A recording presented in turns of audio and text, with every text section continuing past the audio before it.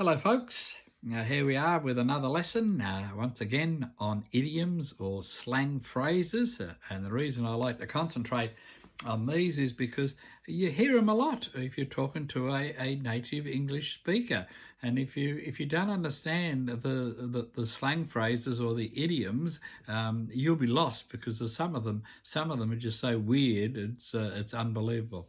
Anyway, the first one is, it costs an arm and a leg. Costs an arm and a leg. What that basically means is when something is very expensive, it costs an arm and a leg. As an example, the new bar in town was really fancy, but the drink cost me an arm and a leg. Sometimes I say it might cost you an arm and a leg, but I got away with it with just the arm today. I bargained them down. The next one is couch potato. Couch potato. That's a lazy person who doesn't do much exercise and spends a lot of time on the sofa watching the television. Sofa is another word for couch. So you can sit on the sofa or you can sit on the couch. An example, my husband has turned into a couch potato since he lost his job. Couldn't care less. That's a funny one. Couldn't care less. A lot of people do say this. It means to show indifference to something or a lack of interest. They couldn't care less. An example would be, I couldn't care less if Harry comes out tonight or not. I really don't like the guy. You might have heard this one. Curiosity killed the cat. Curiosity killed the cat. It's a warning that being too inquisitive or curious can get you into a bit of trouble. Person A could say, where are you going at this time of night? And person B would say, well, curiosity killed the cat. Or in other words, it's none of your business. Cut a long story short. To cut a long story short. That means to get to the point. To not include unnecessary detail. To get to the point, cut a long story short. An example again would be, to cut a long story short, she has to move back to Australia until her next visa comes through. You might find that some people start telling a story and realising, oh, this is a long story. So they say, well, look, to cut the story short, to cut it short, and then they go into what they really wanted to say. Cut corners. Cut corners means to do something in the easiest way possible, usually not very well, in order to save some time or money or both.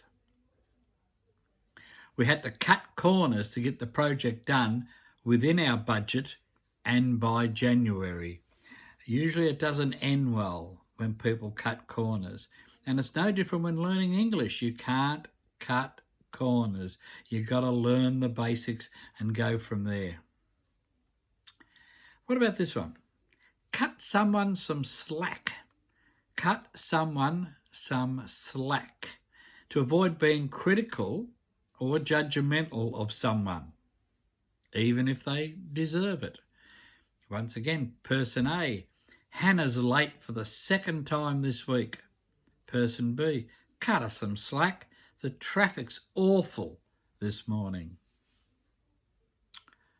Cut to the chase. Cut to the chase.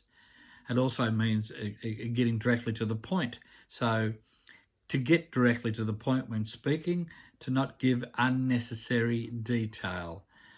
I have to leave in a minute, so can you cut to the chase? What exactly do you want me to do? Well, this is one we come across all the time. Dig one's heels in. Dig one's heels in.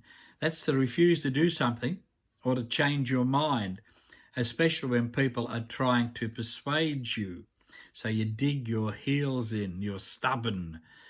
I wanted to go on the earlier train, but Mary dug her heels in, so we had to get the later one.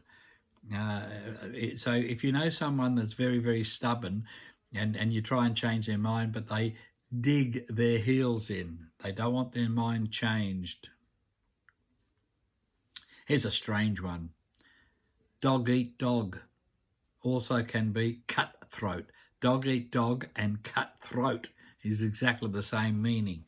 It's a situation that is very competitive, where people are willing to harm each other's interests to get ahead.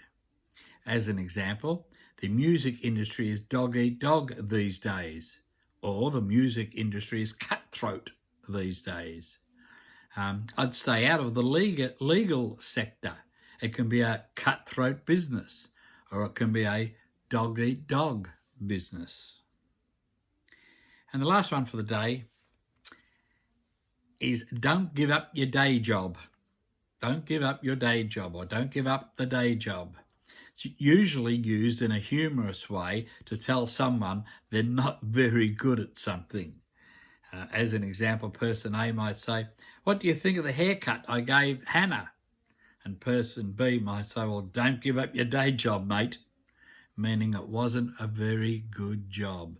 It wasn't a very good job. Well, I hope these slang phrases or idioms, English idioms, are useful for you. Please post a comment and tell us what you think.